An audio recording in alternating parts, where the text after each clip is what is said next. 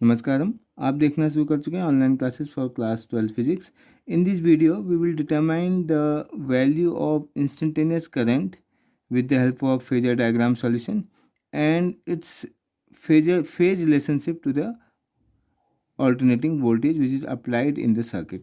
See, if we apply a V voltage which is alternating in nature, then the value of V will be V equal to V naught sin omega t, and we have three component in series: L inductor, C capacitor and R resistor.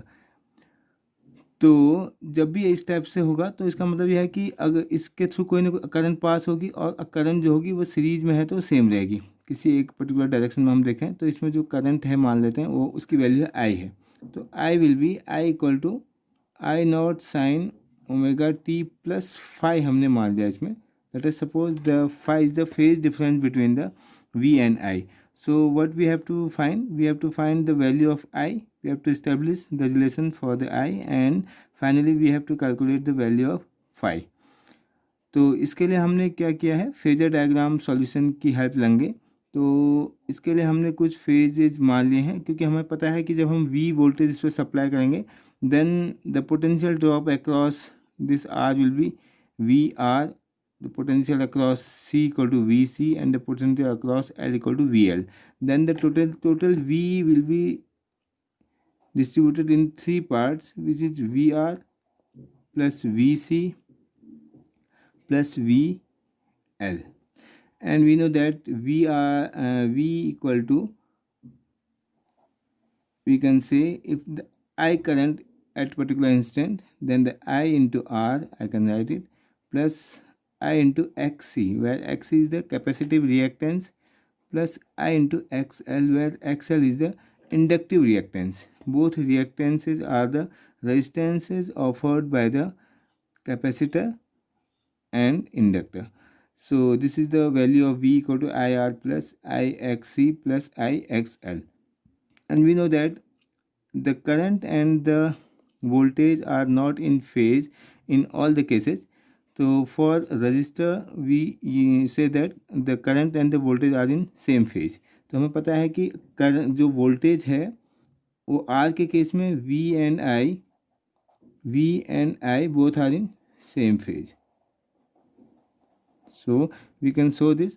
We know that the value of V, which is known, so V equal to V naught sin omega t and I equal to I naught sine omega t plus phi, हम ये मान के चल रहे हैं। अगर इसको हम आई से वो रिप्रेजेंट करूँ मैं, अगर ये आई करंट है तो इधर को क्या होगा हमारा वी आर, क्योंकि आई और वी आर क्या होंगे सेम डायरेक्शन में। जिस डायरेक्शन में करंट होगी उसी डायरेक्शन में वी आर होगी, क्योंकि दोनों में कोई भी फेज डिफरेंस नहीं होता है, सेम फेज में होते हैं। सो वी का मतलब यहाँ पर फॉर द आर का मतलब V will be here V R, so V R and I are in same phase. For the capacitor we know that V C और आई सेम फेज में नहीं होंगे, इन दोनों में फेज डिफरेंस कितने का है 90 डिग्री का। और हमें पता है कि वी सी लैग्स बिहाइंड, ये लैग करता है with respect to current by 90 degree by pi by 2। ये हमने पहले हम इसके बारे में जान चुके हैं। तो फॉर द कैपेसिटर तो वी सी लैग्स, ये लैग करता है with respect to current by 90 degree. इसका मतलब ये क्या होगा, इससे 90 डिग्री, करंट से 90 डिग्री पीछे आएंगे तो ये होगा वी सी, ठीक है, ये लैग कर रहा है 90 डिग्री से। और सिमिलरली फॉर इंडक्टर एल के लिए क्या होता है V L, potential across L, या पोटेंशियल लीड करता है, leads with respect to current by 90 degree. इसमें क्या है 90 डिग्री के लीड करता है, करंट यहाँ पर है, इससे 90 डिग्री और आगे जाएंगे तो ये वी है, इसका मतलब वी एल है। तो वी एल ये हो गया। तो फेजर डायग्राम में अगर हम देखें तो वी आर एक फेजर है, वी सी एक फेजर है, वी एल एक फेजर है, आई हमारा करंट वाला फेजर है। तो इन सब फेजर को अगर हम इस्टेब्लिश करेंगे तो ये इस टाइप से बनेगा। तो इसी को थोड़ा सा और सॉल्व करेंगे तो हमें कुछ वैल्यू मिलेगी, क्योंकि हमें पता है कि इन ये देखो अगर हमें मान के चलें if X C is greater than XL, ये हम पहले से लेके चलते हैं। If X C is greater than XL तो V C is greater than V L, तो इन दोनों का कुछ रिजल्टेंट क्या होगा वैल्यू होगी। तो वी सी में से वी एल माइनस हो जाएगा, तो this will be, we can write V C minus V L. इस साइड को, इसकी वैल्यूज में इधर आएगा। और ये हमारे पास ऑलरेडी आई भी इधर ही को है और वी आर इधर ही को है, वी आर। तो वी आर और V L V C minus V L का रिजल्टेंट होगा, उसको हमने बोल दिया वी। इसकी वैल्यू हमारे पास है वी। और ये कितने डिग्री पे है, हमें पता है कि V equal to V naught sine omega t हमने यूज़ किया है, तो दिस इज ओमेगा टी। और इस केस में ये जो एंगल होगा वो कितना होगा, आई है, आई का मतलब ओमेगा टी प्लस फाई। और वी आर की डायरेक्शन में ही आई था, इसका मतलब ये क्या है, फाई। तो ये हमारा इसका नॉमेनक्लेचर हो गया प्रॉपर। हमने फेजेस दिखा दिए, एंगल्स दिखा दिए और फेजर्स दिखा दिए। तो इस वाले फेजर डायग्राम की हेल्प से हम अगर इसको सॉल्व करें, इस वाले फेजर, अगर इसमें परपेंडिकुलर ड्रॉप करूँ, इसमें ट्रायंगल थ्योरम लगाएंगे। तो ट्रायंगल थ्योरम लगाएंगे तो एक वेक्टर ये है V C minus V L और एक क्या है वी आर, तो इसका रिजल्टेंट क्या होगा। तो इसको मैं सेपरेटली बनाऊँ यहाँ पर। तो हमारे पास डायग्राम है इस टाइप से, ये हमारा डायग्राम, इसको ऐसे बनाएं। अगर ये फाई एंगल है, फाई के सामने है V C minus V L और बेस हमारे पास है वी आर, तो ये वाला कितना हो जाएगा, इसको पाइथागोरस थ्योरम लगाएंगे, ये 90 डिग्री है, पाइथागोरस थ्योरम निकालेंगे का यूज़ करेंगे, तो ये वैल्यू हमारे पास क्या है v। इसको हमने रिजल्टेंट है, रिजल्टेंट वाला वेक्टर है v। So v will be using Pythagoras theorem we can write that V R square plus V C minus V L whole square. If you solve this, v equal to V R की value हमने पहले use की है I R, I common ले लेता हूँ, आई square हो जाएगा तो बाहर आके आई आ जाएगा, इसमें भी आई है इसमें भी आई है, तो सबका आई बाहर आ गया, स्क्वायर रूट ऑफ, इसको हम लिख सकते हैं R square plus X C minus X L whole square. ठीक है, तो यहीं से अगर मैं v equal to I into R, R का मतलब यहाँ पर एक टाइप का रेजिस्टेंस है, इसका नाम हम इसको लिख देते हैं यहाँ पर सब्स्टिट्यूट करके जेड। तो this is v equal to I into Z, where Z is called the impedance. नए नए नाम आ रहे हैं, पहले हमारा रिएक्टेंस आया था, कैपेसिटिव रिएक्टेंस, फिर हमारा inductive reactance.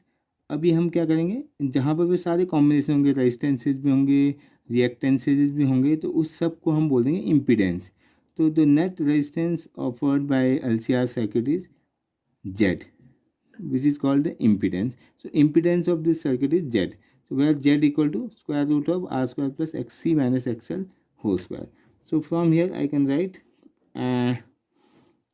I equal to V upon Z, और V की वैल्यू हमें पता है, V को हम लिख सकते हैं V naught sine omega T वगैरह जो हमें पता था, तो इसी को हम लिख सकते हैं I equal to I naught sine omega t plus phi, जो हम पहले यूज़ कर रहे थे।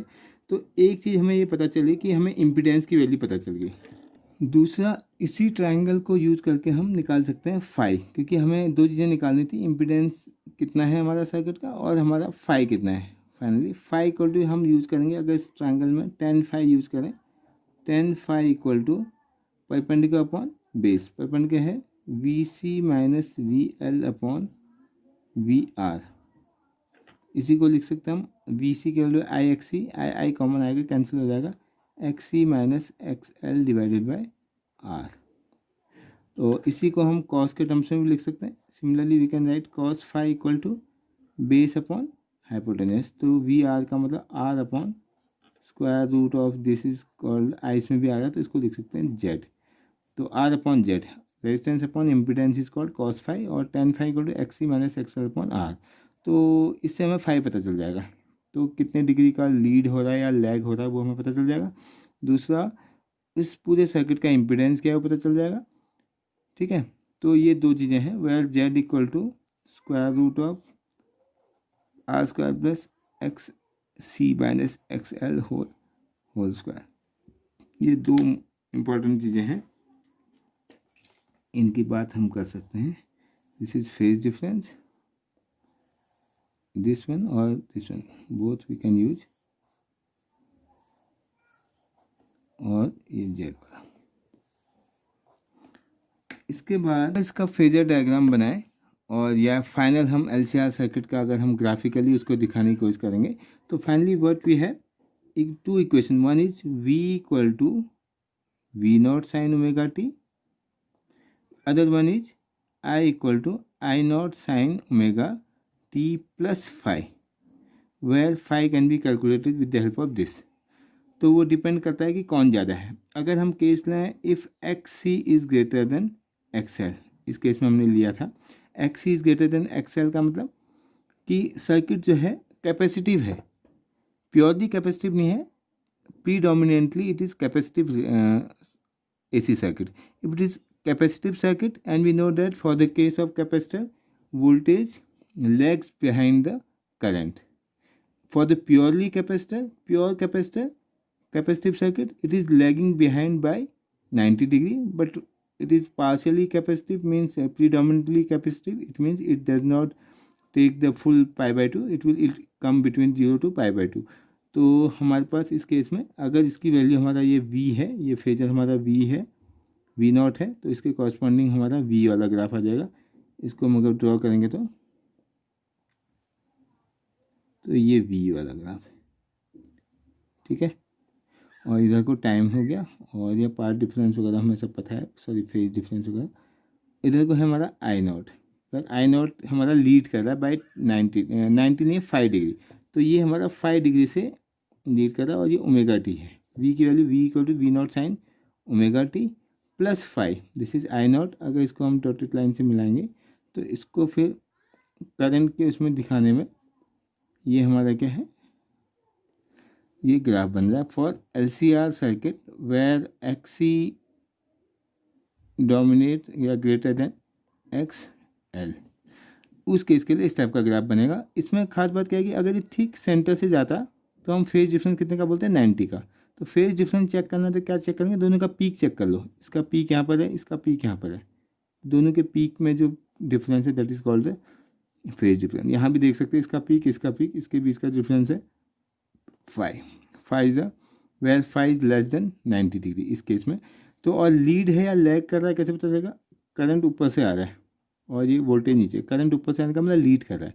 कितने डिग्री से लीड कर रहा है, इनके बीच में पार्ट डिफरेंस कितने का है, सॉरी फेज डिफरेंस कितने का, 5 का। तो current is leading in this circuit, I leads with respect to V by 5 degree. तो इसकी ये हमारा LCR सर्किट है। इसी के बेस पर हम इसी को सॉल्व कर सकते हैं। When XL is more than XC, जब XL XC से ज़्यादा होगा तो उस केस में क्या होगा, करंट लैगिंग बिहाइंड होगा, है ना, वो पीछे से आएगा। यहाँ पर करंट लीड करेगी, वहाँ पर करंट क्या करेगी, लैग करेगी। तो इस वे में हम इसको सॉल्व कर सकते हैं। ये LCR है और इसके बेस पर हम फेज डिफरेंस निकाल सकते हैं। और अलग अलग ये मास्टर फॉर्मूला है हमारे पास, Z इक्वल टू ये वाला इम्पीडेंस वाला, और फेज में cos फाई यूज़ करें या tan फाई यूज़ करें। इसकी हेल्प से ही हम बहुत सारी न्यूमेरिकल सॉल्व कर सकते हैं। और अलग अलग जो सर्किट्स हैं LC, LR, CR, इन सारे सर्किट्स को के बेस पर जो न्यूमेरिकल है उनको भी सॉल्व कर सकते हैं। Okay, thank you.